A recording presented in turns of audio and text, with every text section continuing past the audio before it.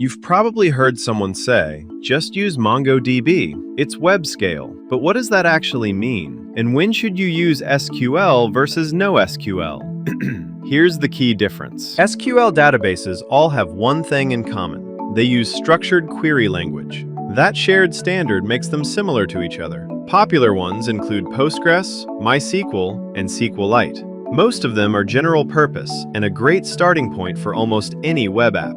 NoSQL databases, on the other hand, the only thing they have in common is that they don't use SQL. That's it. They're all very different from each other and built for very specific use cases. Redis is built for caching, super fast in-memory data access. Elasticsearch is built for search and fuzzy text matching.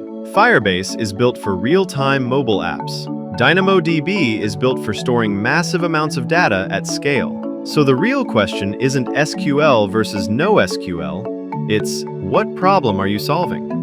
For most simple web apps, Postgres will take you very far. Bring in specialized databases only when you have a specific reason to. Right tool, right problem.